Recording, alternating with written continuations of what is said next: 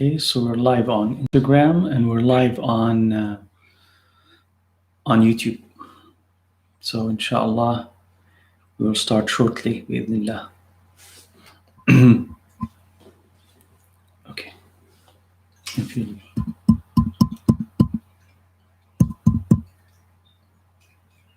wonder, okay.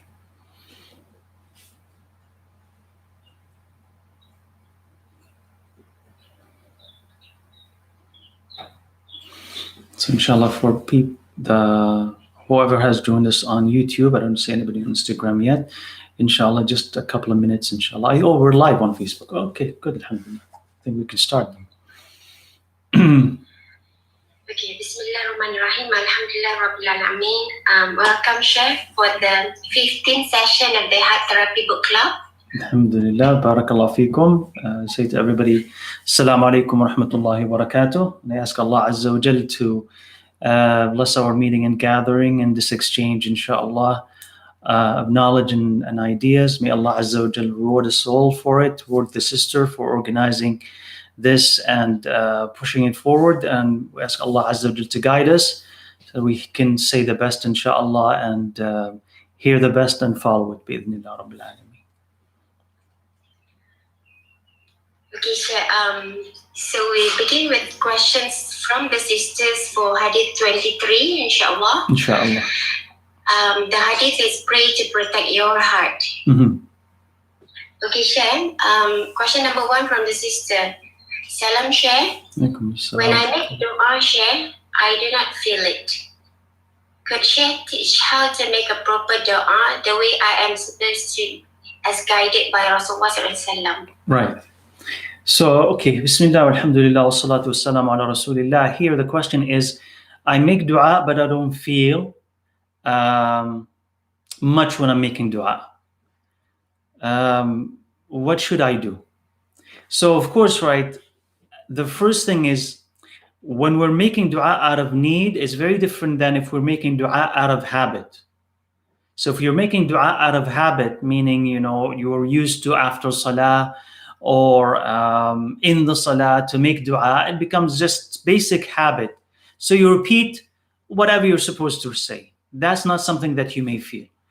Dua out of need is very different, and that's dua that you feel because you want something from Allah and you are suffering and you are emotionally in need, deprived, seek assistance. So that's a very different type of dua. So if you can, when making dua, feel like you are in need all the time, that you're actually asking for something that is even more important than a job or a raise or a marriage, what basically you're asking for is Jannah and protection from hellfire, for protection from all the fitan. If you believe that that's the case, you will be making dua as if, and it does actually is, as if your life depends on it, on every statement, on every encounter with Allah Azza wa Jal. So, istish'ar, or to feel that I need, that I'm always are in need. That's why we say the evening and morning adhkar. Why do we say the evening and morning adhkar? Because we need daily protection. Without it, I'm without my armor. I'm without my weapons to protect against the shaitan. So then you have to feel that you need this dua. When you say, Ya Allah, make me healthy. It's not only when you're sick that you need that. You need it before you get sick, so that Allah will keep you healthy and save you from illness. Or, Ya Allah, protect me from the fitna, any type of fitna, or from sin. So if you feel the need of why you do this, inshallah, that will impact you more.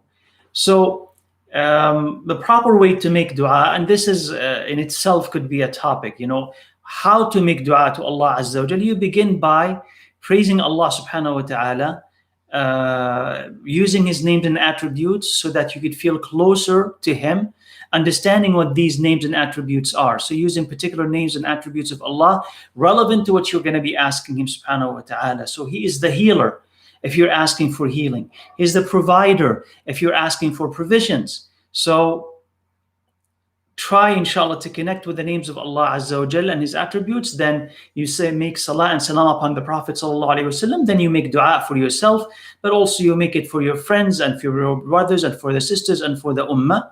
And in that dua, include in it a dua that you would feel it, that Allah would soften your heart, that Allah will bring you closer to Him, subhanahu wa ta'ala, so that you feel and sense whatever you are saying. If we do that, inshallah, I think that we will progress in our relationship with Allah Azza wa Jal, because dua then becomes a time when I'm actually talking to Allah and not just repeating words that I'm supposed to repeat. So maybe this, inshallah, could be helpful. But as far as the etiquette, there's a lot of etiquettes of what are you supposed to say, what you're not supposed to say. But as far as progression, feel that you are close to Allah Azza wa Jal. Make it for the sake of Allah. Know that you have no one to ask but Him, and that you need to ask Him. It's not that I'm just wasting time asking Him. I need to take this time to ask Him, and that as this improves your life. Protects you from sins, protects you from the consequences of these sins, all of that you need it, and then you're going to gain something significant from it. And as I said, inshallah, just make dua that Allah will soften your heart so that you will appreciate and enjoy that time that you spend with Allah. If we do this, inshallah, perhaps we will see, inshallah, a difference. Allah. Sheikh, when you mentioned then make dua that you would feel it, so basically you ask something that's relevant and close to your heart. And does it also include in training? Because we need to feel like that we in need of it. Or does training involve in making dua better to Allah? Yeah, I mean, so it becomes a habit. And so that you would know how to make dua, right? So the first time that you start making dua, it could be alien or a little different, something that you're not used to, or something exciting. It could go either way, depending on your state and what you want from Allah Azza wa Jal. But after some time, it could become routine and habit. So you're just basically asking because of it's your habit to ask. So if you ask Allah, give me the patience to keep making dua and let me find the sweetness of this ibadah. So like the sweetness of salah and the sweetness of fasting and just the joy of ibadah, let me find the joy of dua and keep making that as part of your requests. So this, inshallah, will help you appreciate dua, and you'll begin to seek it and miss it if actually you don't make dua, because now you've sensed something in it and you want that thing in your life. So ask Allah for both patience, persistence, so that you don't fall into ghafla, heedlessness. You forget about dua and asking Allah, and at the same time that you find the sweetness of that ibadah also. Okay, inshallah. Sheikh, question number 2. Assalamu alaikum, Sheikh. How we encounter doubts in our heart, especially in a bad doubt on Allah and other people. So, it's typical, right? It's typical that you would have bad thoughts. It's impossible not to have it, because that's the way that the shaitan tries to attack. Simply, and the first step is thoughts, doubts. Now, the question here is, how do you counter it? Well, you counter bad thoughts by recognizing, first of all, that they are bad thoughts, the source of those bad thoughts, and then asking Allah for protection from them. So if you realize that you're suspecting someone without any evidence, stop and seek Allah's protection from the shaitan. Recognize that this is not allowed, that this is haram, and then move away from it. So recognize this thought in the beginning of it, and I think we did talk about this before, and the book talks about it in the beginning, early chapters, that this is how sin develops as a thought. Catch it as early as you can, and then recognize that it has come from the shaitan and seek Allah's assistance. Ya a'udhu billahi minash shaitan rajim. I seek Allah's protection from the shaitan, and then stay away from it. Replace it with better thoughts. Say to yourself, I have no evidence to suspect so and so, so I'm not. And make dua for them. If it's doubts about Allah Azza wa Jal, go back to what you know about Allah. Allah being the most generous, the most wise, and the most powerful. And that any of these ideas that you may have that seem to suggest that Allah is none of these things, its source is the shaitan. It comes from the shaitan or the weakness of the self. So try to cast those doubts away, throw these thoughts away, seek Allah's protection from the shaitan, and also strengthen two things. Strengthen your knowledge of Allah Azza wa Jal and strengthen your iman and practice. So you know, and you need to know more. This is how you counter the shubuhat that we talked about, doubts. How do you counter them? You counter them first by knowing more, especially related to what you have doubts about Allah's existence. Know more about that. What are appropriate and inappropriate questions? And if there's an inappropriate question, why is it inappropriate? So learn, and then take what you've learned and practice it, meaning, salah and siyam and Quran and staying away from the haram. This makes you strong so that when the shaitan tries to attack, you can defend yourself. Right? You can push the shaitan away far more easily than someone who's already weak in their iman, weak in their knowledge. The shaitan attacks, finds that there is no defense, and can win that battle.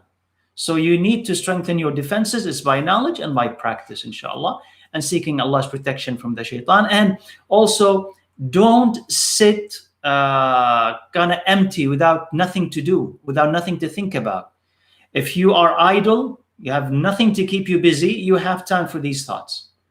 But if you are reading, if you are working, if you're engaged in something that is productive where there is no space for the shaitan to tempt, then you're not going to pay much attention to these things.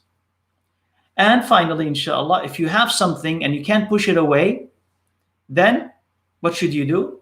Basically, go to someone who is knowledgeable and ask them these questions. I have this question, I have this doubt, I can't shake it off, I can't forget about it.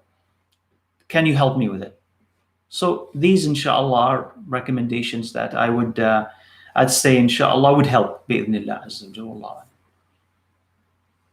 Inshallah. Shaykh, question number 3. Assalamu alaikum, Shaykh. Alaikum salam. Kindly advise, how do we face the current COVID-19 pandemic in terms of our iman, which only Allah knows when He will lift this musibah? So again, I mean, that how do you face not only COVID, but how do you face any disaster, any affliction? And you need patience, you need reliance on Allah subhanahu wa ta'ala, you need trust in Him, you need to basically be close to Him subhanahu wa ta'ala, because it's not just COVID. COVID is one thing, and it is it's a widespread affliction, but any one of us, right, could have on top of that our own personal affliction. So when or how can you deal with any of these things? Well, you need patience. How is patience? How are you going to develop patience? By one, asking Allah for it. Basically, if you don't know how to deal, ask Allah first. You don't have patience, ask Allah for it. I mean, actually sit and spend the time asking Allah, Ya Allah, this is happening and I don't have patience with it. Grant me patience and let me understand what patience is. And keep making this dua. If you're thinking that it's never going to end, ask Allah, Ya Allah, I'm thinking or I believe or I may have these doubts that this is never going to end. Show me otherwise, teach me otherwise, give me hope. So whatever you want, whatever you need, give it first to Allah Azza wa Jal. Give it first to Allah and then increase your ibadah. So an answer that I'm going to be giving to a lot of these questions is that increase your ibadah, take it to the next level. Take it because if we find ourselves weak, just like, for instance, if you find yourself physically weak, what do? You seek treatment. If the cause is insufficient food and drink, you eat and drink adequately. If you need medicine, then you medicate yourself. So if you find ourselves emotionally under pressure and weak, what do? You need to eat more. What is your food? What is your spiritual food? If you simply sit back and say, I'm tired, nothing is going to happen. Nothing is going to change. But if you increase your spiritual food, you say, I'm weak in my iman right now. So I'll read more Quran and understand it. And what I read and understand, I will apply. I'll pray more and pray better. Make more dua. Maybe fast 1 day a week. You should increase your ibadah. Push yourself to the next level of ibadah so you can deal with this. That I will realize when I'm close to Allah, when I read about Allah in His book and in the Sunnah of His Prophet, and what the scholars have written, is that Allah has power over everything and He can end this at any time He wishes. That as long as you are expecting the best from Allah, the scholars have said that this is ibadah. There's a weak hadith, but it's true. It's a weak ibadah. It's a ibadah. Expecting the best from Allah, intidarul faraj, waiting for relief, because you're thinking and having best thoughts about Him subhanahu wa ta'ala. So yes, it's an ordeal, it's a difficulty now, but no ordeal continues forever, lives forever. No. It will come a time when you will say, remember the times when we had Corona. You will say that, if Allah extends our lives. You will say, do you remember the time when we had Corona? Remember the times when we used to do this and that? So I understand it's difficult, especially when you're isolated.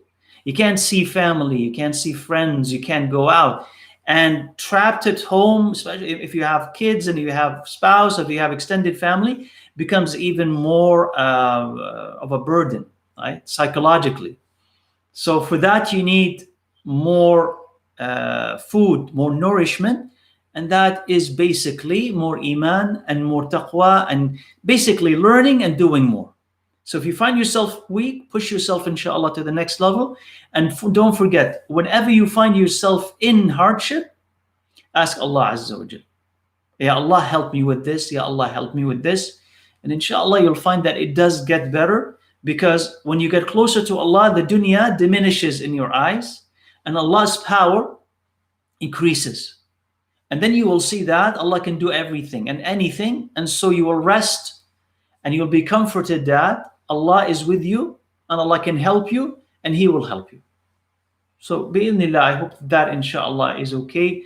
Don't give up, because there's no reason to give up, inshallah. In fact,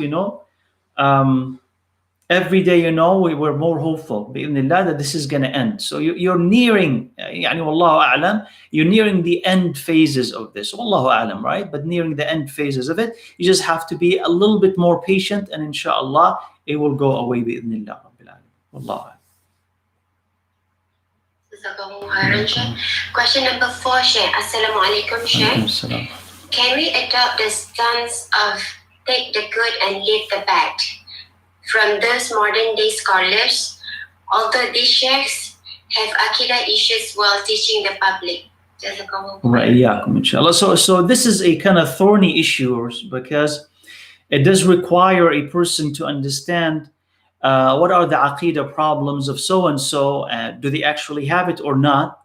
What are the aqidah problems of so-and-so? And when is it possible to share what that person is saying with other people or not? So all of these are I'm going to say, not problematic, but difficult. Because first of all, is it an aqidah issue or not? And is it a serious aqidah issue or not? Is it true that that person has a problem with their aqidah or not? Or is it hearsay? Somebody said about him. Or somebody kind of in an argument concluded that he has it, but he doesn't really have it. So the question here is it true or not? So that's the first thing. The second thing is that, is it a big aqidah issue or not? So here, you would need someone who's knowledgeable enough to be able to evaluate this. And if the aqidah issue is not big, then, it's not significant, then that's fine. That's fine. You can continue to listen to them and what have you, and without an issue, inshallah. If the aqidah mistake is big, then that's the point where you would have to pause a little bit and say, do I take from this person or not? And the level, is it just one problem in their aqidah, or is it several? Does it affect other areas, or is it just one unique, solitary, wrong opinion? So it's difficult. It's difficult. So there is no one answer that I can give that could fit everything, because it just depends on who are we talking about, and what have they done, and what have they said, and the extent and limit of their mistake, right? So if the mistake, let me just say that if the mistake is big enough, determined by other scholars, the mistake is big enough, and it's widespread. It's not just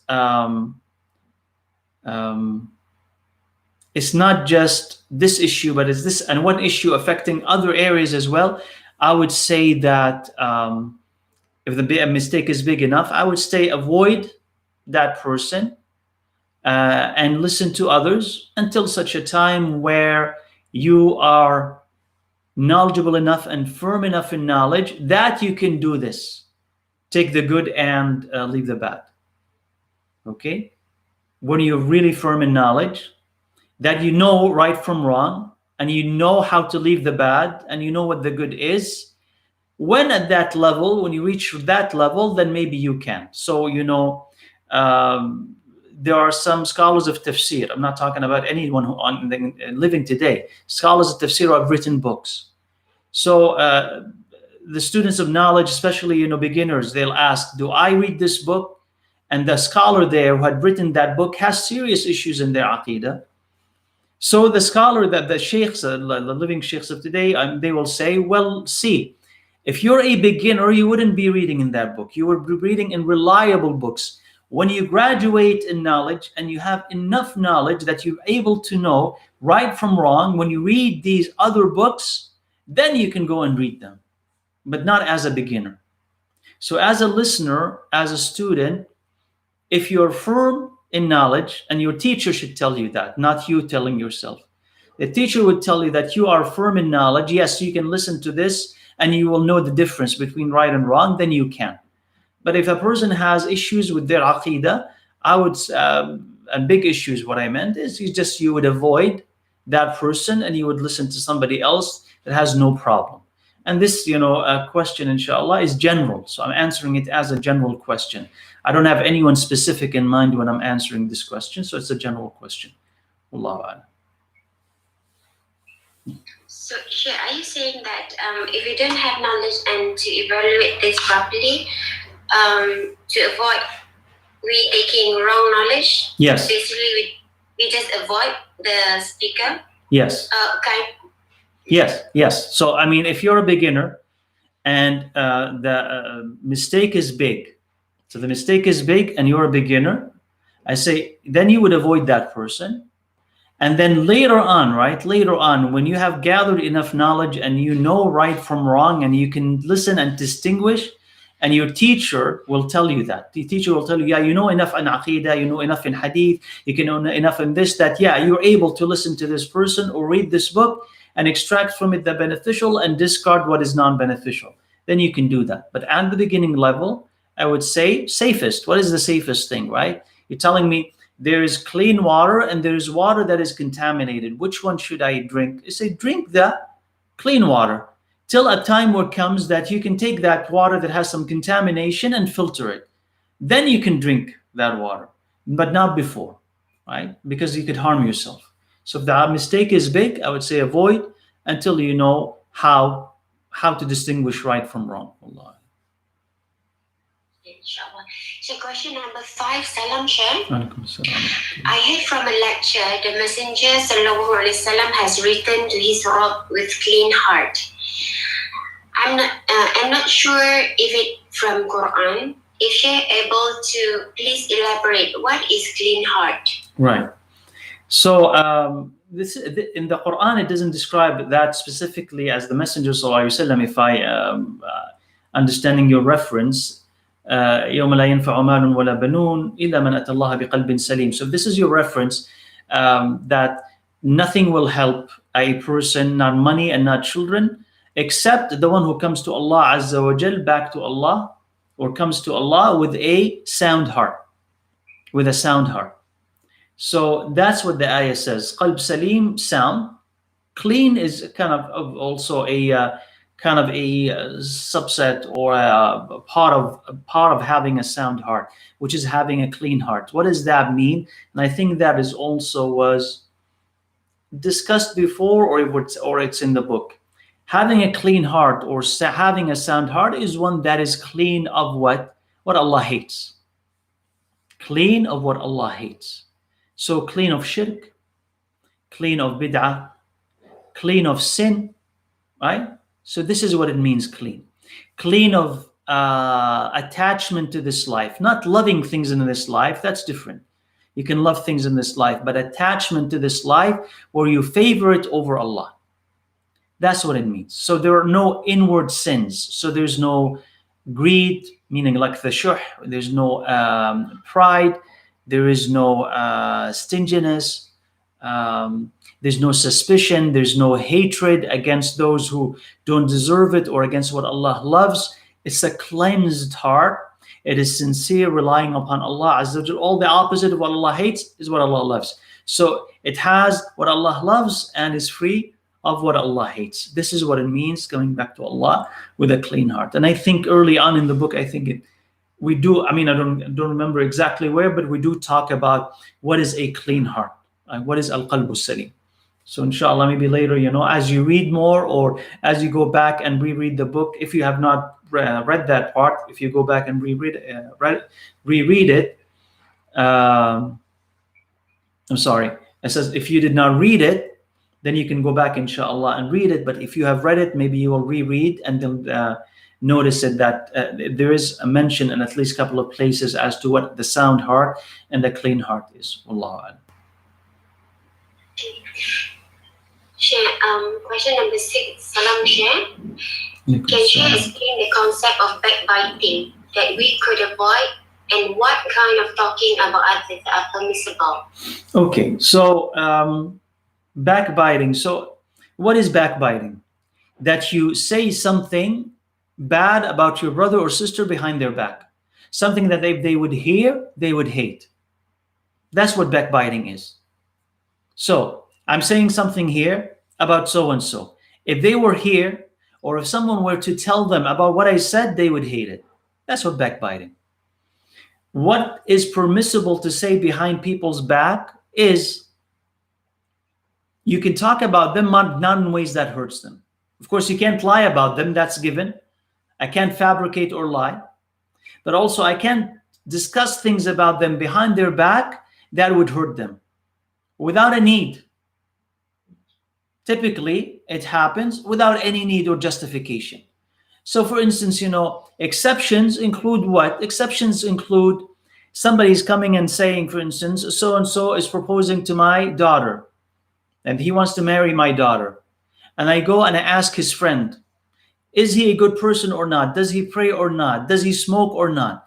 That person can't hide this information because they need to give me an honest opinion about them, because I'm asking for advice. So that example, or a judge asking, did you see so-and-so steal? Did you see? He can't hide it and say, well, if I say this, then they will hate it, because the judge is asking you to say the truth because they want to know right from wrong, right? Somebody is going and asking the judge to help them against a wrongdoer. So-and-so stole from me. This is not backbiting. So there are certain exceptions, but most of the time you wouldn't be doing it.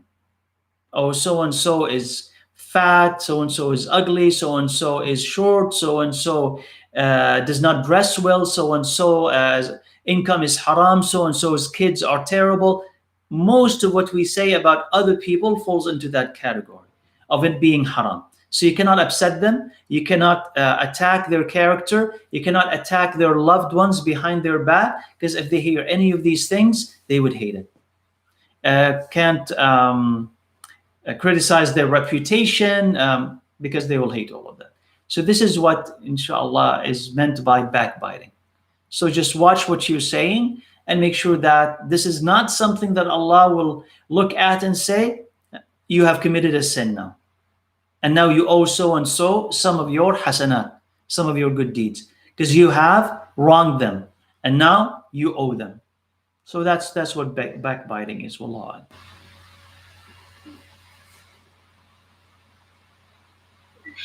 How do we differentiate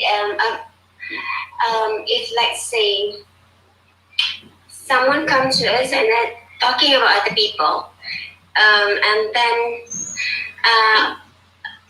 we are not a judge or whatever, but that person is talking bad about somebody else. So do we fall into the sin of backbiting, but we never ask whatever that person is telling us? So how do we encounter that? Yeah, so if somebody comes to you and he's sharing all of these things, well, sometimes we don't pay attention, or we're not aware that, oh, this is haram what they're saying, just simply because we're not saying it, somebody else is saying it. So we don't think, we're not aware that, oh, this is also wrong. But if you are part of that conversation, you mean you're allowing it, then that's backbiting as well. You are listening to it and allowing it to continue. Just think about whether if this person was saying these things about your father and mother, you would rush to their defense. You would stop them immediately. So that's what you're supposed to do. With another Muslim, and they're saying these things, and these things are true, they're not lying. I'm not telling you that they're lying. If it's a lie, then this double sin. But that person is actually, he's saying true things about them, but there is no reason to mention these things. No reason. And so you keep listening to it, that's sinful. You need to rush to their defense and say, stop, this is haram, you can't continue saying these things. We're not supposed to talk about other people like that. End that conversation, and whether either they stop or you leave. That's how we're supposed to deal with that type of sin. We don't allow it to continue and flourish just because we are listening, because it only continues because somebody is listening. There's only backbiting because somebody is listening to it. If we're not listening and no one is listening, that sin dies. So we don't want to become partners simply by listening also. We want to stop it. Whether we are saying or we are listening, stop it, inshallah. Sure. How about they discuss something with the child's coach or teacher, not to backbite the child, but to give idea to the teacher of the child. Yeah. So does it consider that?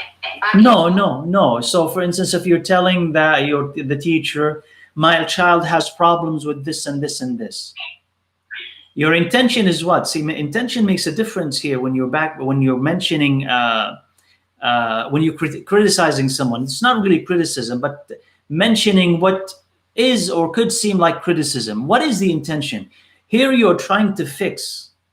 So you're telling the teacher, my child struggles with this, or he has these problems. You don't want to put them down. You want the teacher to be able to understand how to help your children.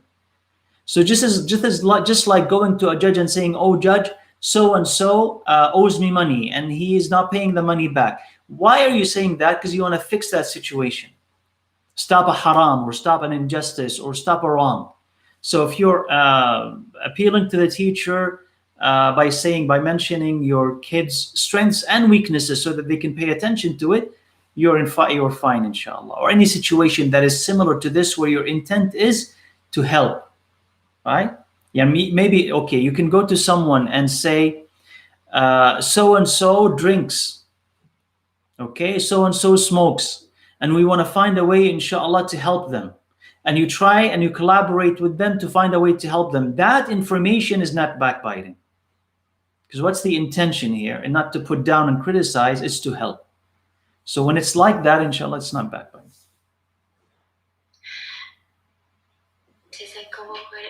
Question number 7. Salam Sheikh. Barakallahu feek. May I know what's the difference between qalb and sudur? And is there any relation between these two terms? Inshallah. Barakallahu. So I mean that's easy to answer. So the qalb is the heart, and sadr or sudur are the chest. Sudur is plural. So the chest is sadr, qalb is the heart, and qalb is inside the chest. So the heart is inside the chest, the qalb is inside the sadr. That's the relationship between them, inshallah. So sometimes, we can say Allah knows what is inside the sadr. يَعْلَمُ خَائِنَةَ الْأَعْيُنِ وَمَا تُخْفِي الصُّدُورِ. Allah knows what the chest conceals. Of course, Allah is talking about what? The heart that is inside the chest. Okay, so you can refer to the chest and mean the heart, or you can refer to the heart. Why do you refer to the chest and mean the heart? Because the heart is inside. So alternate ways of talking about the same thing. Okay. Allah.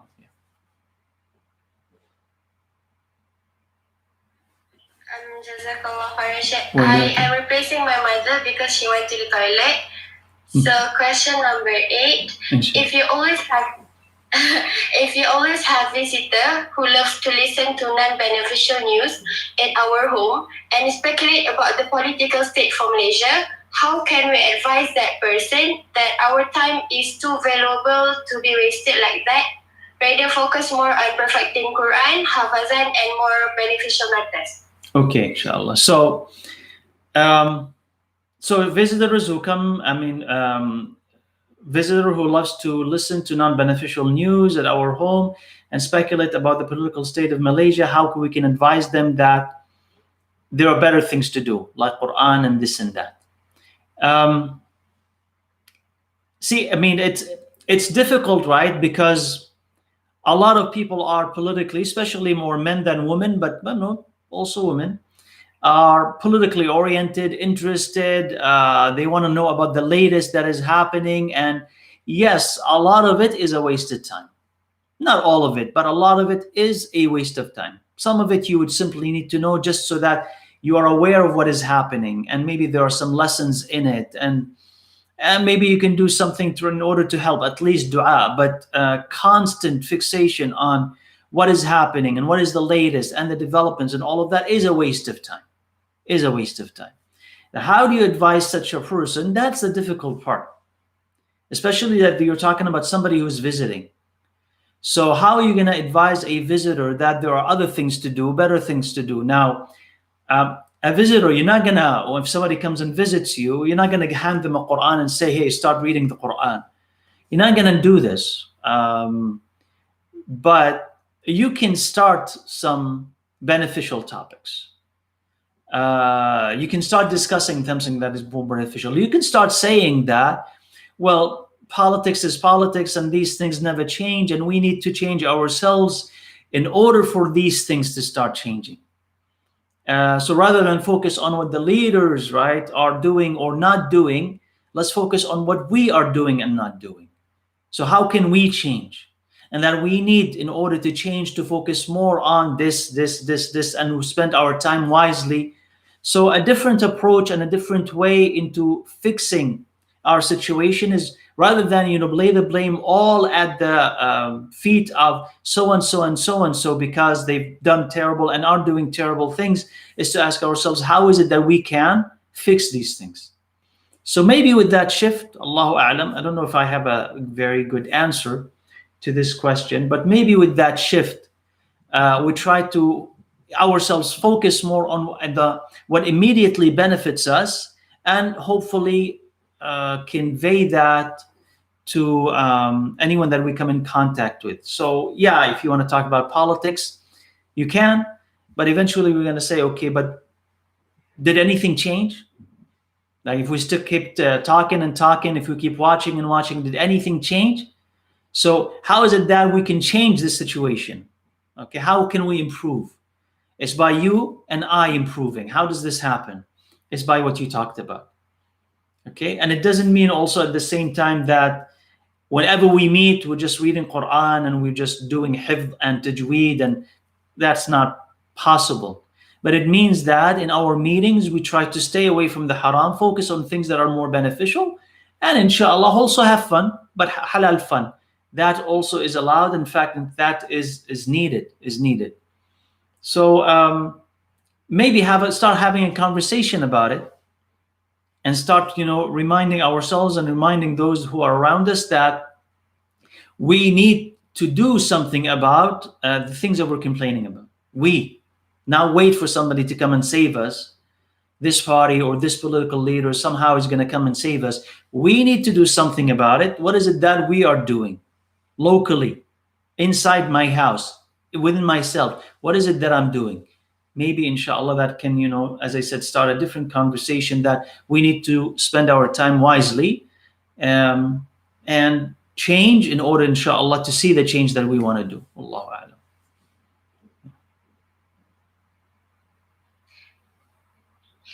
Assalamualaikum, Sheikh. Waalaikum salam. Okay, Sheikh, there is a one last question since it's related.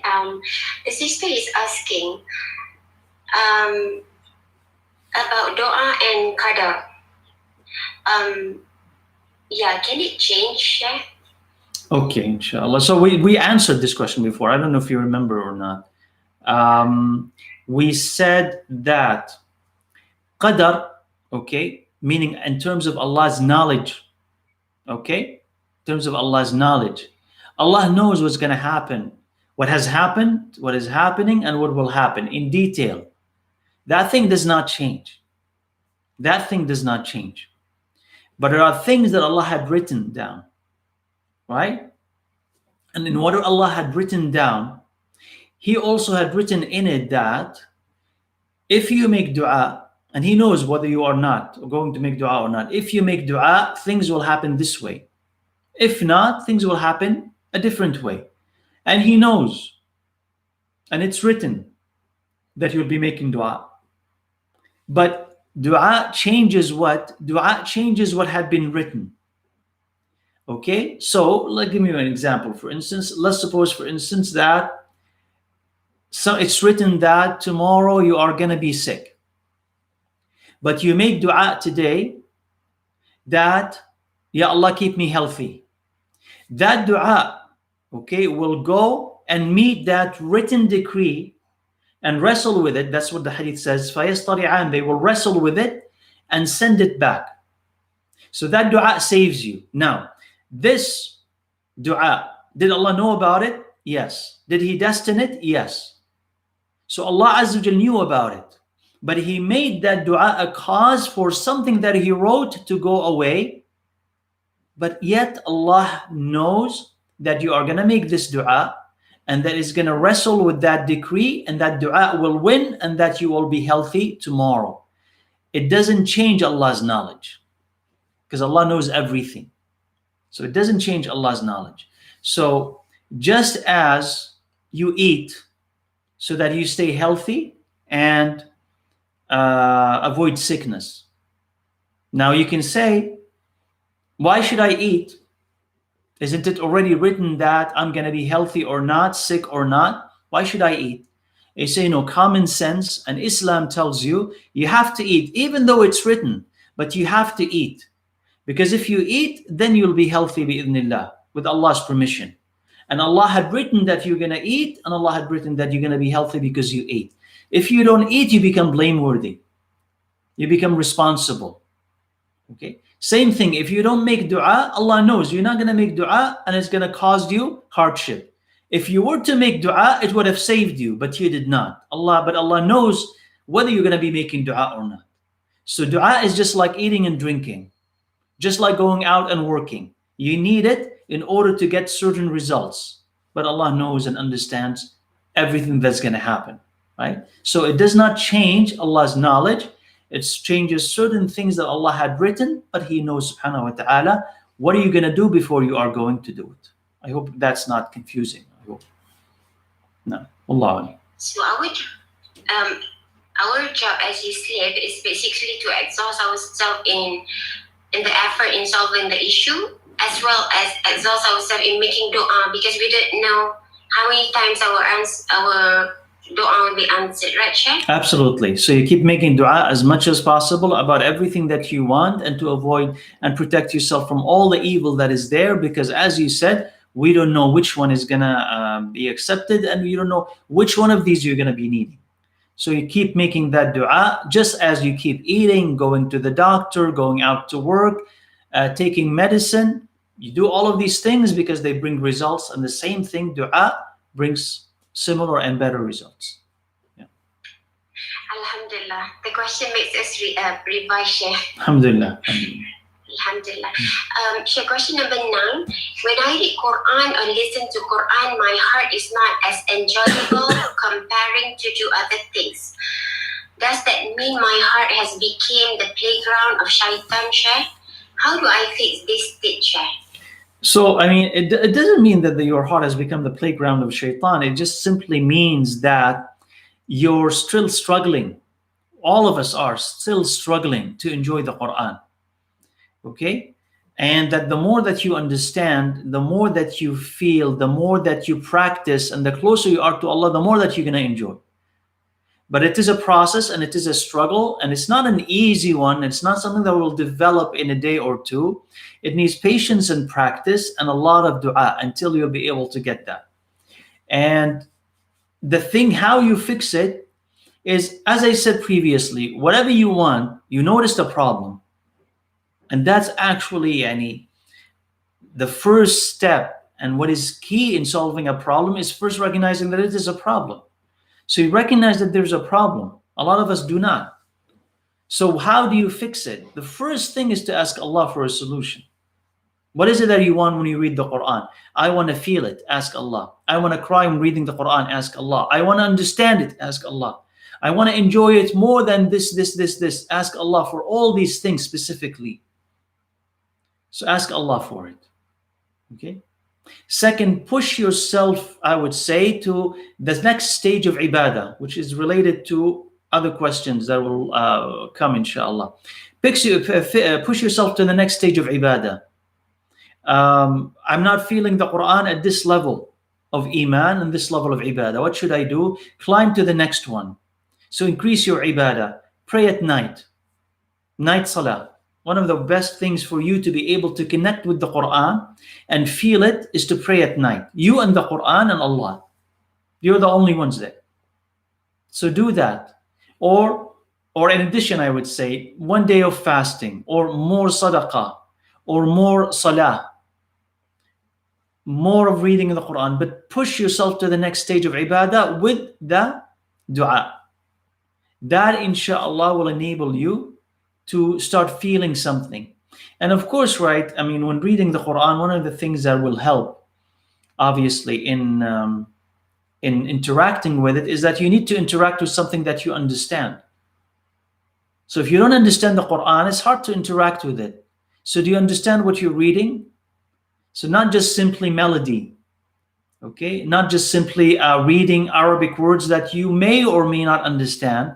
It's what you need is take an ayah or two or a page or two and read their tafsir, or read at least their translation. If you have a more detailed commentary, read that as well, so that you'll understand the circumstances and the message of the ayah. There has to be something. There is, whether in English or Malay, there is something. So you get that and you read it. And now the ayah means more because you've read and you understand. And when you read and when you understand, the next time you read it, inshallah, it will speak to you. So the deeper and more extensive your knowledge of the Quran, the better you will feel when you're reading it. Okay, because it will talk to you and it will say something related to whatever you're experiencing and or whatever you want at that time. So follow this advice, inshallah, and I hope idhnillah that you will feel better when reading the Quran. And also, don't give up. Don't give up. I mean, it doesn't always come kind of immediately. It's sometimes it does take some effort, because you are kind of unwrapping your heart and getting it ready to receive the Quran. And that process of unwrapping, removing layers, getting your heart ready, climbing to that level where you would enjoy the Quran, that takes a little bit of time. So give yourself time to be able to reach that level to appreciate the Quran. Don't give up too easily, inshallah. Wallah. Shan, a sister, this Anne has a question, follow-up question on number 5 about the taking knowledge from scholar. I'm afraid I'm not be able to frame that question well, so she will ask the question directly now. Inshallah, go ahead. Sis Anne? Alaikum Sheikh. Alaikum salam wa rahmatullah. Okay. I know you've answered this about different scholars before, previous sessions and a little bit today. But how about like if it's, for example, there's like fabricated hadith, but refuses to give the evidence, like maybe it's hadith don't know or whatever, and then refuses to retract, but yet the other information that is given by that scholar is quite good, and it seems to get to people that are sort of just sort of joining or learning about Islam. Because I find, you know how, I don't know whether it's devil's deception, like should we actually just teach the traditional text and so on, and stick to that, and you know, it's just the trust that, you know, Allah will open hearts and so on and so forth, and it's just our duty to disseminate? Or should we actually try to make it a little bit like attractive to people and have, you know, I mean, kind of stick to things? But my question is, sorry, I'm going a bit off.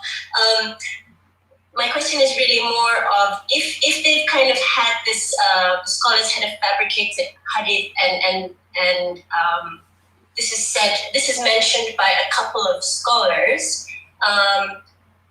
in which, because we haven't seen the evidence ourselves, can we take that?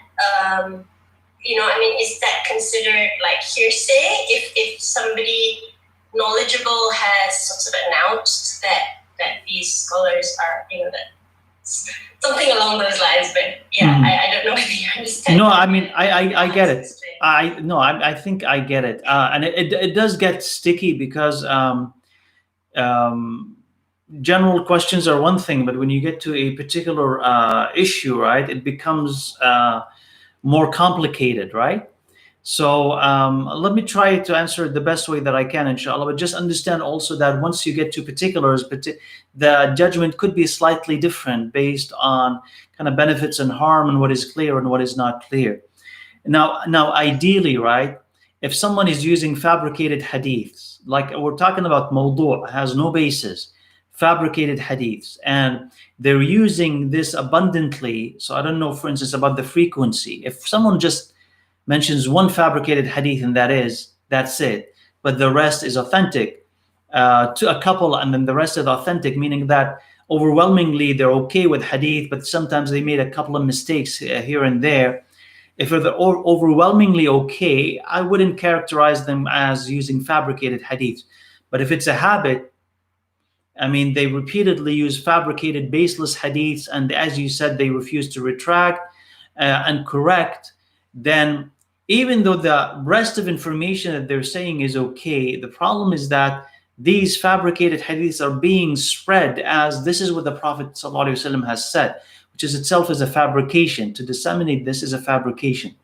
So ideally, you wouldn't listen to this person, whether you're a beginner or an advanced, or what, you wouldn't listen to that person. And if you know someone who is starting off, you wouldn't advise them. You would say, no, this person has a problem. And you can say the problem is that you can't trust the hadith that they've said because they don't have sources, reliable sources to listen. So listen to somebody else. Because at the beginner's level, how do you distinguish between the authentic hadith and not, and what is built on this not inauthentic hadith? Because they just don't give just a hadith that is fabricated. They build on it other rulings, right, or guidelines. Do this, don't do that, based on that fabrication. So a beginner will not know how to distinguish. So ideally, you wouldn't listen to that person, and you would seek someone who is, you know, they know what they're talking about. So that's what ideally is. The thing is, though, I mean, in practice, that's not always possible. There's some people who are very popular. They should have these fabricated hadith, and they're very popular. And if you go and advise so-and-so, they're not going to listen to you. You can try, but they're not going to listen to you. And they will not pay attention to, you know, whether this hadith needs to be authentic 100% or not, or they're at a level, this beginner or this person that you're going to be talking to, they're at a level where their iman is so weak, their practice is so weak, that talking to them about that could be a fitna for them, possibly. Okay, that they can just stop listening to everybody. So if the choice is between them listening to this person and nothing at all, let them listen to that person. You with me? So if the choice is between either they listen to this person or nobody at all, I'd say let them listen to that person Hopefully when their iman increases, then when they know enough or they have stronger iman, you can pull them away and say, what he's saying is wrong, this is what's right. If they're not at a level and they are mature enough, inshallah, that they can accept advice, no, you can give them advice and you can move them to somebody else. So that's how it's supposed to be. But I do notice that in practice, there are some people who are very famous who will use fabricated hadith, and it's just impossible for you to be able to reach everybody who listens to them and tell them that they are wrong. They'll not accept that from you. So if you're going to give that advice, make it seem, and genuinely so, like this is not an attack against so-and-so. I appreciate the good things that they've said and are saying, but they do have issues. And that's why I'm speaking out against the things that they're saying. It's nothing personal, right? So that, I think, is the answer to your question. You asked something else, but it was kind of a different thing. But that's your main... No, alhamdulillah, it answered my question. Okay, good. Alhamdulillah. Alhamdulillah.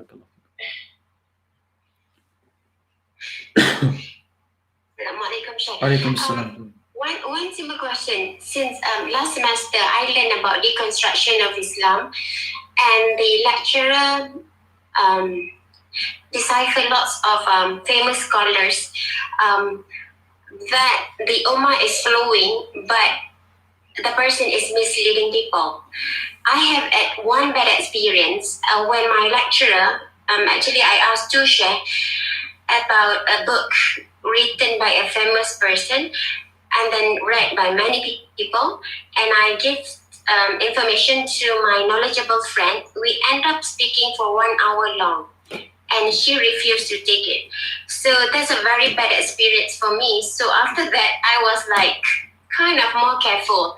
So would I be fall under hiding the truth for not telling others?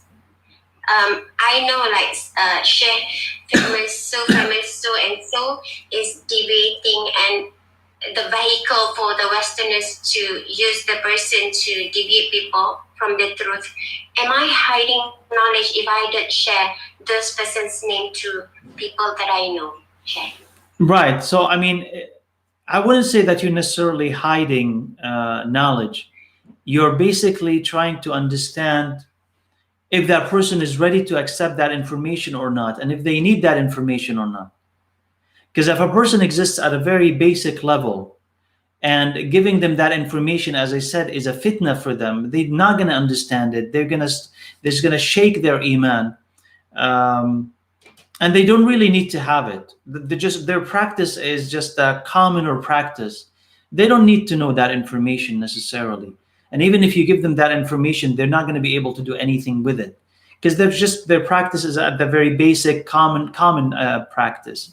They don't need that information. But if you're talking about someone who is more advanced and they can understand, and you think that they'll be able to process this, then you can share that information.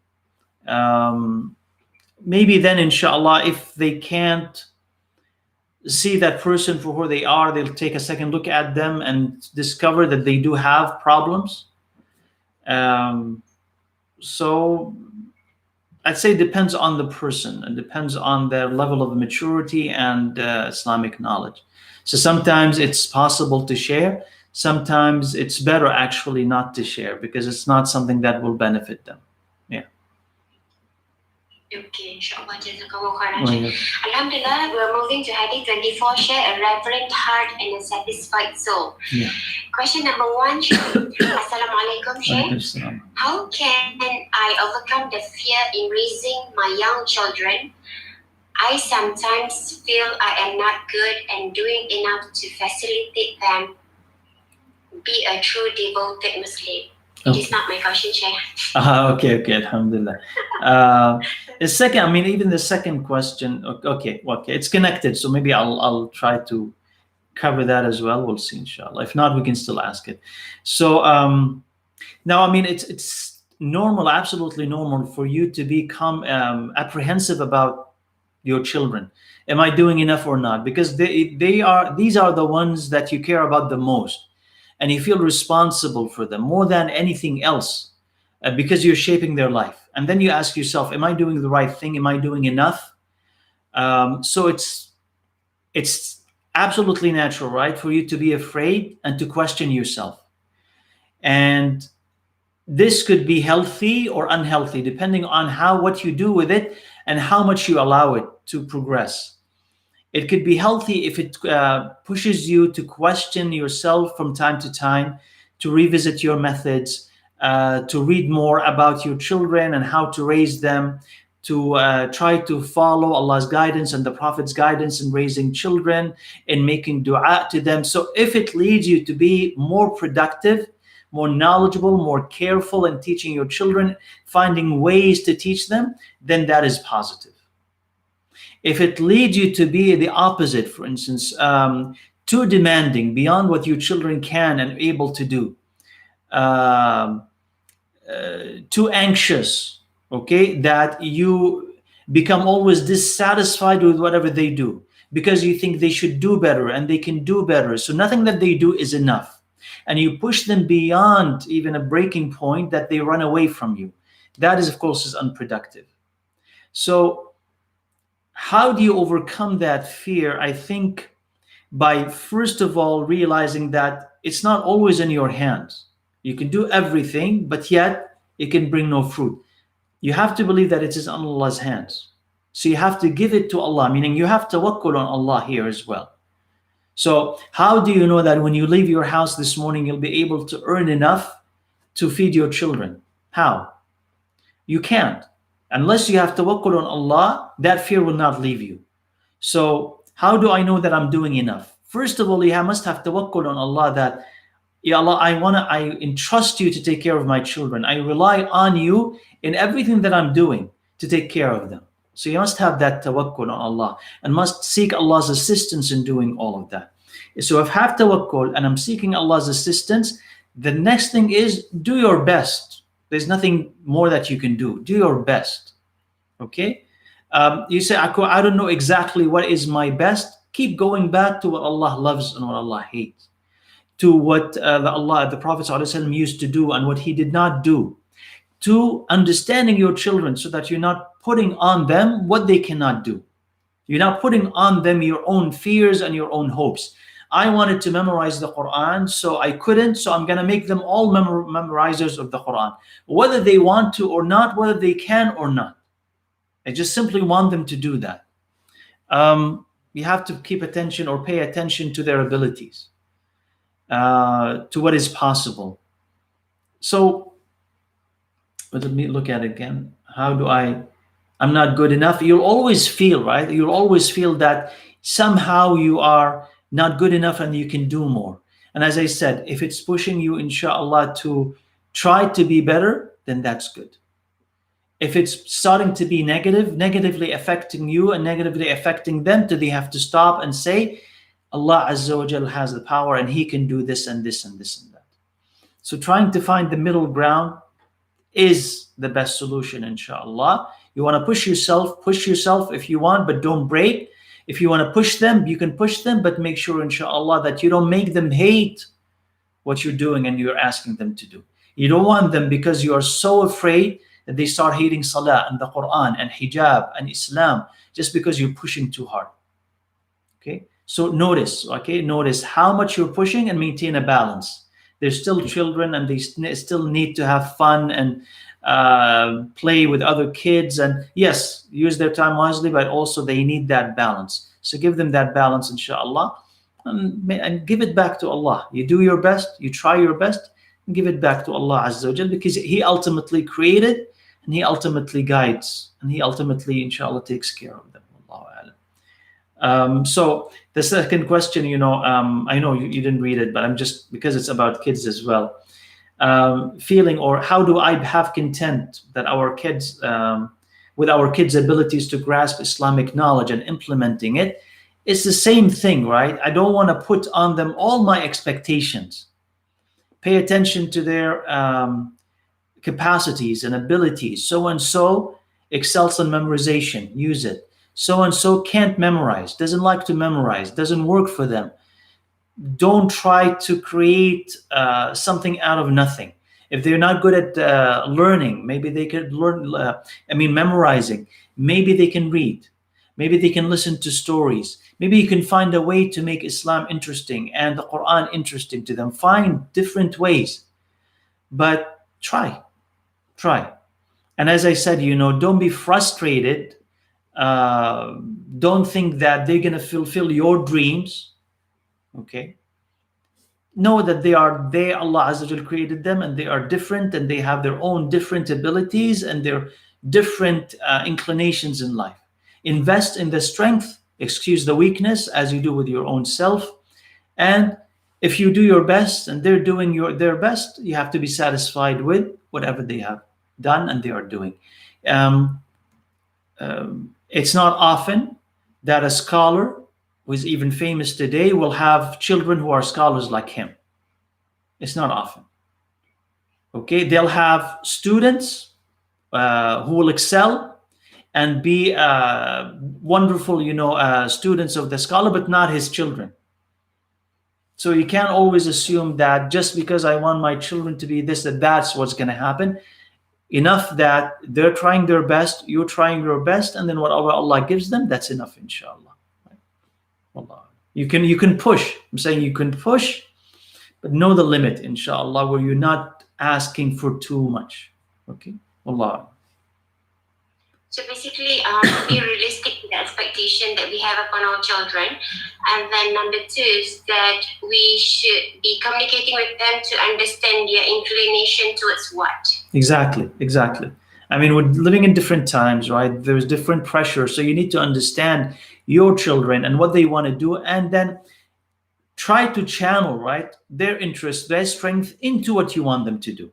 Not force it, but channel it into what you want them to do, so that they would actually enjoy it and they actually like it, especially as they get older. When they're very young, you can force them to memorize the Quran. You can, when they're very young. As they get older, your control over what they do and how they spend their time diminishes. So now you want them to choose it, not for you to force it, but them to choose it. So then you need to understand them better, so that you can actually take what Allah had given them and have them use that in what Allah loves. Yeah. Okay. So question number 3, also not from me. Yeah. Am I considered lazy parent if I meet my kids at their level? For example, if they can't memorize du'as or surah, I do storytelling with them or continue to let them hear me reciting even they can't remember it. Oh, no, absolutely. It's not lazy at all. It's actually being creative. So they can memorize, so you repeat it every day or you put it in a story. This is how you introduce Islam, right? So something that just came to mind, which is, I think we talked about it, maybe not in this series, maybe somewhere else. When the Sahaba, may Allah be pleased with them, in Ashura, they wanted the children to get used to fasting Ashura. They used to make, when the children are young, to make them toys. So they would play with those toys and not complain or demand food, because they're fasting and they're not used to it and they're young. So how to distract them? So they gave them toys. So that's not lazy, or that's not, this is actually being creative. They got them to fast by distracting them.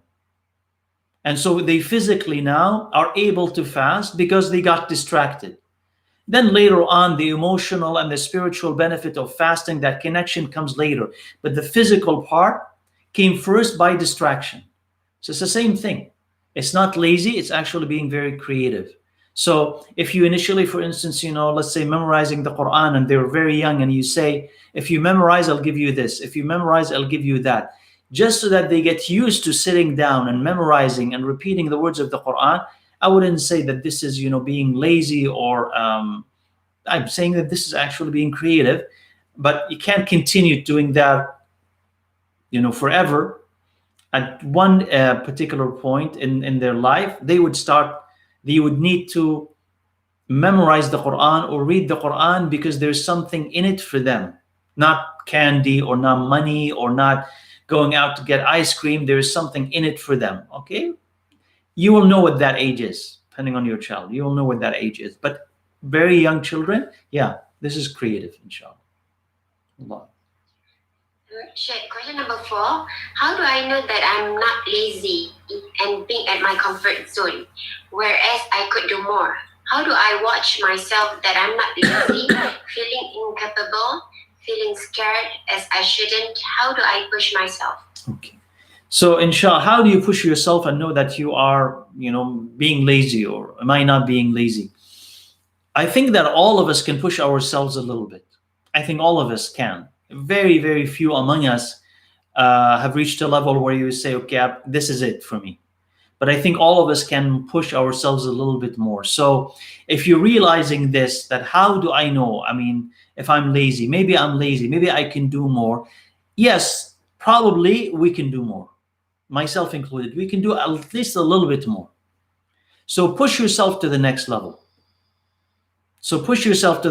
How are you going to know? You're not going to know until you push. Yeah, climb. And I'm not saying do a lot more. I'm saying just climb a little bit higher. So if you have not been reading the Quran daily, start.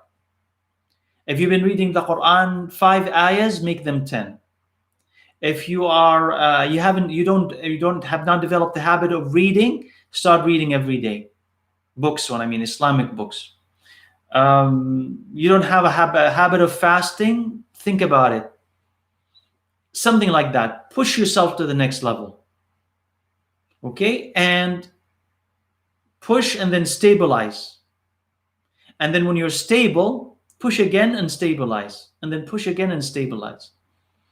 So this is how you will know whether you are lazy or not, because you basically should and try to be improving every single day. Doing something, maybe extra, maybe if not every day, every week or every 2 weeks or every month, you're stepping higher. Okay, you're moving faster. So try, inshallah, to make it, a habit that I'm always doing something new.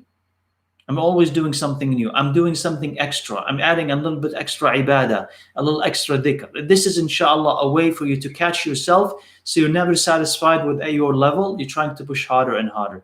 And if, at some point you become weaker and, you lose some of the recommended practice, that's fine. If you go through that dip, that's fine, but make sure that you climb back up again, inshallah, to that level again.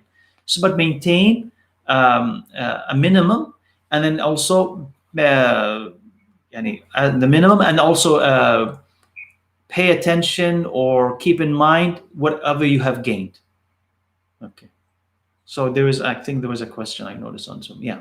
So remember that level that you have reached, so that you don't sacrifice it. So if I've developed a habit of reading the Quran every single day, don't lose that habit. If I'm going through some difficult day, 1 day or 2 days where my iman is really not good, and somehow I let go of it for 1 day or 2 days, make sure that on the 3rd day you come back and don't lose that habit. So just make sure the accomplishments that you had, so that you don't have to come back again struggling, trying to attain them. Maintain those accomplishments, inshallah. So keep pushing, so that you're not lazy and satisfied. Keep pushing, and inshallah, you can keep adding and adding, inshallah, more and more. Allah. Okay, inshallah. Beautiful advice. So question number 5. Should we send our kids to Islamic school that emphasize on azan or memorization, practicing more bid'ah than authentic knowledge, or send them to secular school if homeschool is not the option? Okay, so homeschooling, and this is a difficult question to answer, by the way, because it depends on where you're living. It depends on the secular school you're talking about. What is it that they're teaching? And it depends on that Islamic school. You say they're teaching bid'ah more than authentic knowledge. What type of bid'ahs they're teaching? So this is really a difficult question to answer. And I can imagine it going either way, depending on the reality that you are experiencing. Homeschooling is not an option. Okay, so I have an option between, or a choice between, Islamic school, but you're saying they're teaching a lot of bid'ahs, or a secular school. Now, in some circumstances, that so-called secular school is better, and in some circumstances the Islamic school is a lot better. But it really depends on where you're living, and what is this secular school, and what is this Islamic school. So it really depends on where you're living. So I'm just going to give you scenarios, inshallah, because I will not know your particular situation. Sometimes, let's say the secular school, they're great as far as the sciences and all of that, and they're not really advancing a particular agenda, yani an immoral agenda. Just basically, they're well disciplined.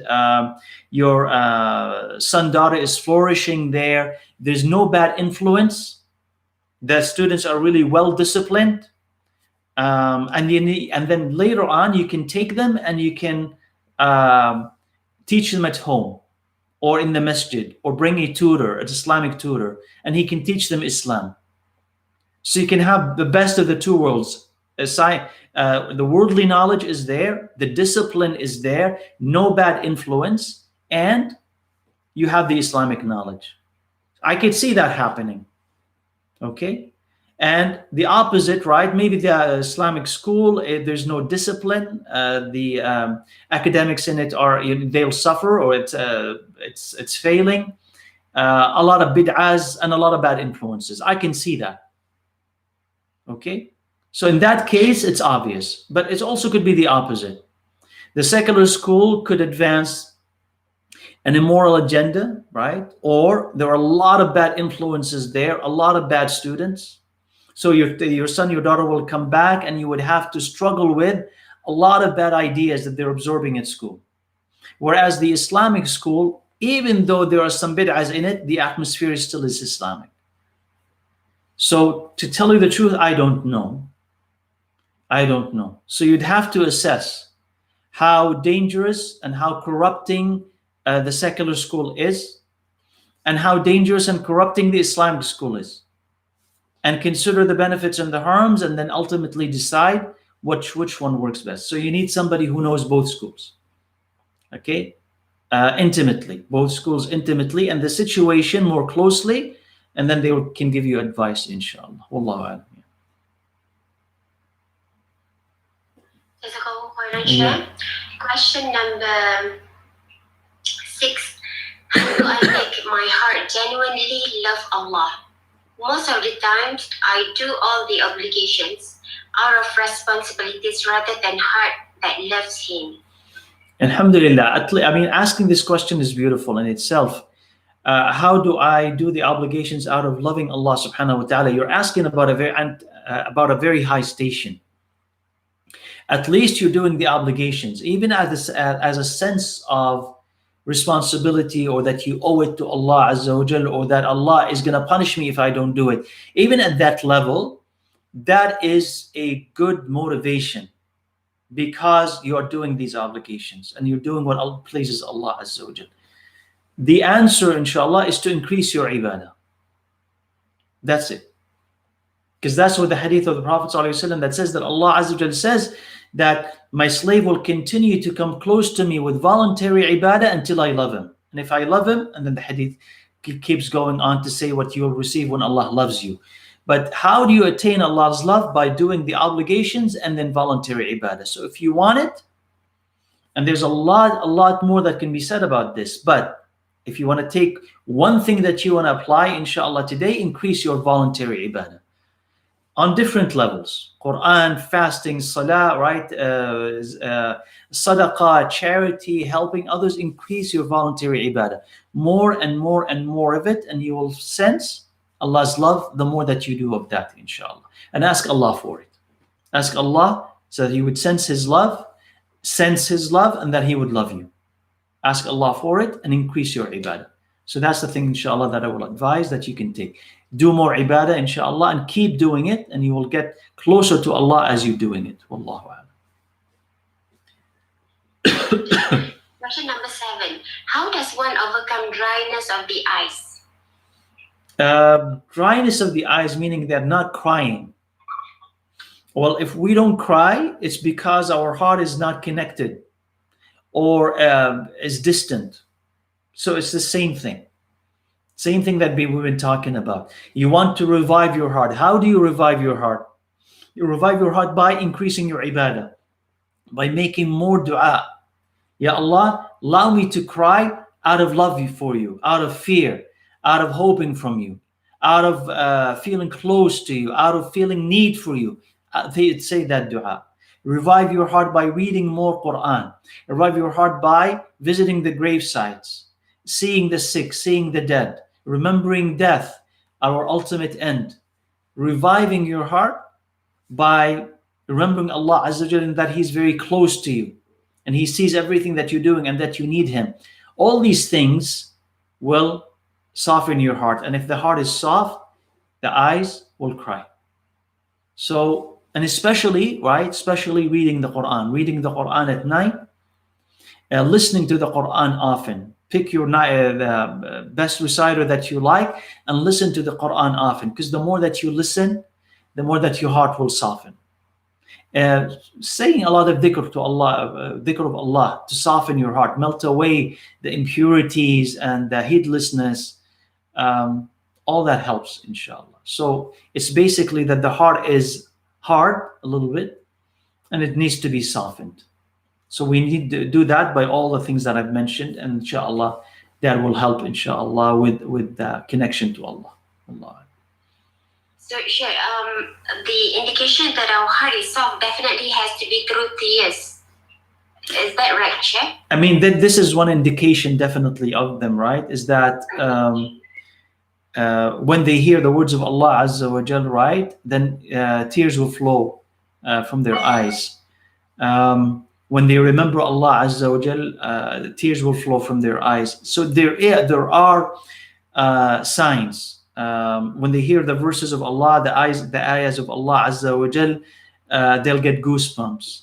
There is that physical reaction connected, of course, to an emotional reaction that you have to whenever you remember Allah or hear about Him or remember meeting Him, hearing His ayahs.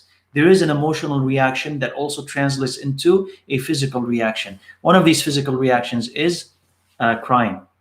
So that is one thing. That is one thing. And you'll find that closer you are to Allah, the more that your eyes will be receptive.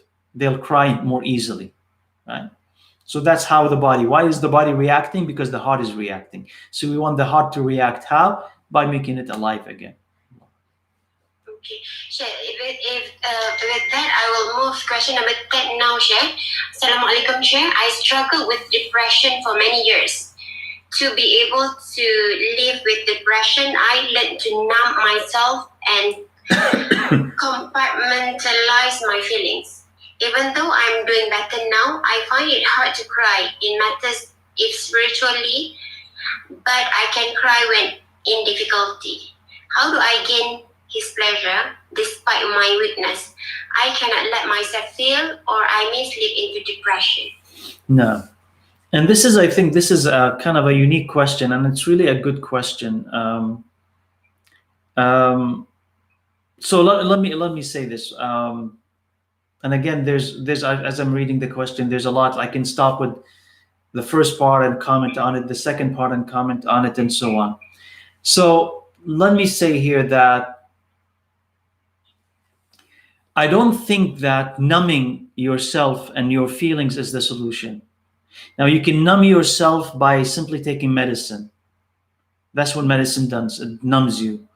Or you can numb yourself by simply saying, I'm not going to think about these things, and I'm going to not allow myself to feel. That's what I understand the question here.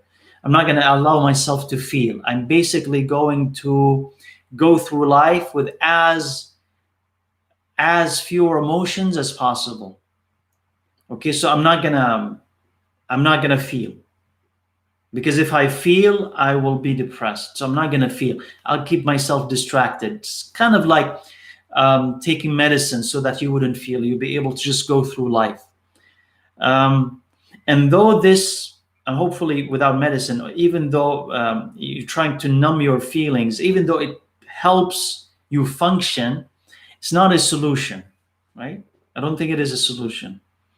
The solution is to to be able to deal with these things in ways that allow you to continue to feel, but not feel bad. So you want to feel, but not feel bad.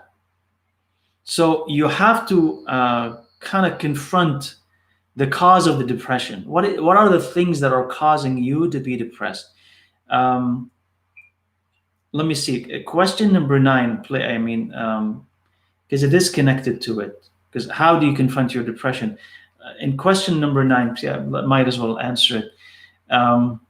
It says here that in healing from traumatic experiences from the past, we often are suggested by therapists to revisit and reevaluate them. Is this aligned with Islamic teachings, or should we simply just make dua for healing? Meaning, if I have something that is traumatic in the past, and a therapist is asking me confront it, and confront your bad experiences, is this something Islamic, or just simply ask for healing? This is connected actually to question number 10. Now, no, on the one hand, yeah, I'm going to say yes. You do need to confront your traumatic experiences. It doesn't mean that you need to sit and sift through everything in your life, okay? Dig up every bad thing that has happened to you, whether it's bad or not, and talk about it, and talk about it, and talk. It doesn't mean that, right? My mother did this to me, my father did that to me in session after session. It doesn't mean that. But it does actually, I would agree and say that if there is a traumatic experience, or if there is a cause for depression, don't run away from it, don't hide it, and trying to sort of ignore it, hoping that it's not going to affect you. Now, if it's traumatic, if it keeps coming back and haunting you, you need to solve it. You need to resolve that tension, and you resolve it by understanding it. So again, not numbing your feelings and trying to run away from them, but understanding, why am I depressed? What are the things that are making me depressed? It's my belief about myself. It's a particular failure in life, or what I think is a failure. Something that somebody said to me. Constant frustrations. What is it exactly? And start to take these things apart and understand that this doesn't define you, or it's not who you are. So if you're able to triumph over this experience, if you're able to triumph, reinterpret that traumatic experience, then it's no longer, inshallah, traumatic or a cause for depression. So you don't need to numb your emotions anymore and run away from them, because that's not a source for pain anymore. But it all depends, or is done through reinterpreting, re-understanding, and reprocessing all of that. Sometimes you can do this on your own, and sometimes you actually do need somebody to talk to you and walk you through it. You need to. It just depends. So something bad that has happened to you in the past. So as I was thinking about these questions, the thing that came to mind is, and maybe you can, inshallah, go back and read it in the Quran. The story of Musa alayhi salam, when Musa killed someone. By mistake, of course, but he killed someone. So you can think, that type of experience where you actually have ended somebody's life, ended him completely, that could destroy you. And Musa is very strong, of course, right? As not only physically, but emotionally and mentally, he's very strong. But that still could destroy you when you just end somebody's existence as a sin. And you can go back to yourself and you say, I'm a killer. That's who I am. I am the mistake. I am the sin. And then when Musa alayhi salam goes back and talks to Pharaoh, and Pharaoh, he tells him, he reminds him, وَفَعَلْتَ فَعَلَتَكَ الَّتِي فَعَلْتَ. He says, remember, coming back, you're telling us this and that. Remember when you did what you did, that heinous thing that you did, when you killed someone. But Musa acknowledges, here's the thing, and Musa acknowledges that he has done it. He says, I did it, but then Allah favored me and blessed me and forgave me. So Musa was able to move away from that sin. That sin did not define him. Pharaoh's accusations and characterizations do not define him. But what had made the impact and the difference, in addition to Musa's own individual strength maybe, is that Allah forgave him. And that he asked Allah for forgiveness and Allah forgave him. And that Musa changed. He was not the same person who was before. And he could see in it, he could also see in it the benefit that Allah had put. Because if not for killing that man, Musa would not run away from Egypt to go to a place where Allah was getting him ready to be a prophet. So they, it's a mistake. Though it's a mistake, yes, it's a mistake. And he asked Allah's forgiveness for it, but it taught him something and it led him somewhere. And it brought him back as a prophet. So if you're able to re-understand and reprocess, in a sense, let's call it reprogram yourself. So that cause of depression or that trauma in your life is no longer the trauma, but something else, and there's some positive thing in it, you don't need to run away. And you can confront, and you don't need to be numb anymore. So that's what I will say, inshallah. Now, you may be able to do it on your own, or maybe you can't. Allahu a'lam. But even if you cannot, on your own, seek somebody's help. But you need to revisit, yes. If something is like this dark hole in your past and is causing you pain now, don't run away from it. Confront it so that you can resolve, inshallah, those bad feelings. So for that sister who's asking that, alhamdulillah, that you're doing better. If it's a matter that is spiritual, like you're finding it hard to cry, but when facing difficulty, you do cry, I think you need to overcome the cause of your depression, inshallah. Slowly, it may take time, but slowly overcome the cause of your depression. And when you're in need or depressed, connected always to Allah Azza wa Jal. So when you're crying, not just simply crying because you're sad or depressed or tired or you're feeling hopeless, you cry asking Allah for something. So try, inshallah.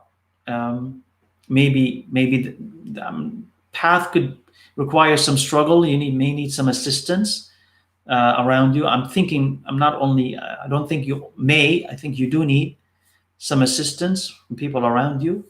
But I think, inshallah, it's doable, bi'idhnillah. Allah.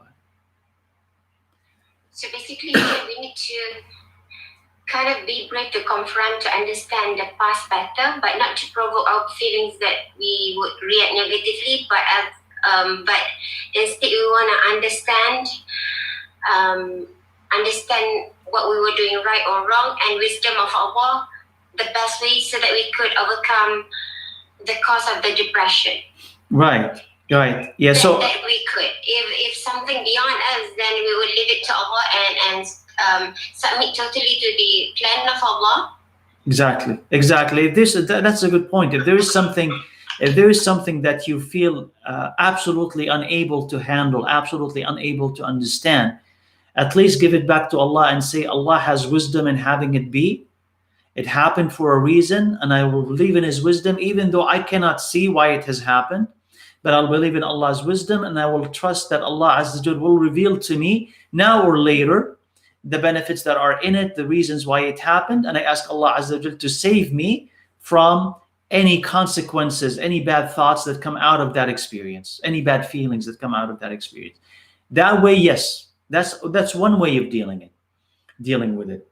And that is when you just basically don't know how to deal with it. But if you can confront, if you can dissect and analyze, inshallah, and be able to understand the good things that were in it and why they were in it, and that it actually was designed to make you better, and separate yourself from that mistake, especially if you repented from it, you move beyond yourself from that mistake, what people say about you from who you actually are. If you can make that separation, then inshallah you can, distance yourself from feelings of depression. Yeah. Allah. Okay. Question number 8. Salam Sheikh. Besides making dua, how do we train ourselves to be brave? Can Sheikh also elaborate when we are afraid only in Allah, then we become brave? The way we should understand it, right? So if not everybody should be brave, like necessarily Khalid ibn Walid or someone like that, radiyallahu anhum. Not everybody can. But how you can be brave, you ask Allah for it. So He said this is one. how to be afraid of Allah Azza wa Jal. And you said then, how we're afraid of Allah, then we become brave. In a sense, think about it this way, that no one has the power to hurt you except by Allah's permission.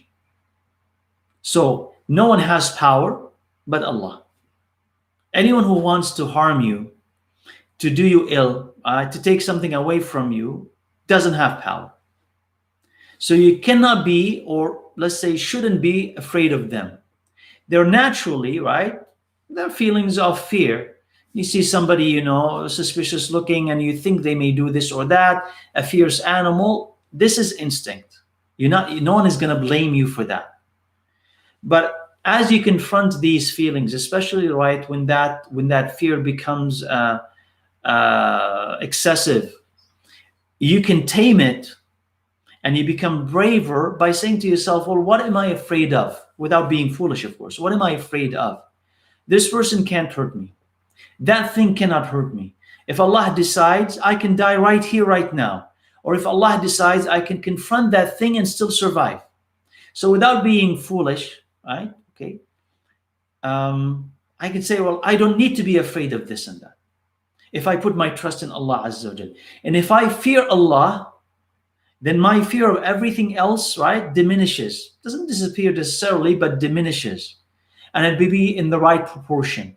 In the proportion that physically will keep me safe, but mentally and emotionally and spiritually, I'm more connected, more afraid of Allah than I'm afraid of everything else. And what this does also, subhanAllah, is that when you're afraid of Allah Azza wa Jal, other things that disobey Allah will fear you.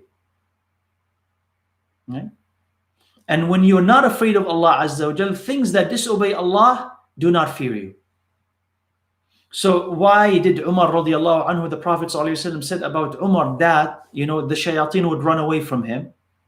When they see him on a road, they'll take a different road. Because he feared Allah Azza wa Jal. So when you fear Allah, things that disobey Allah will fear you.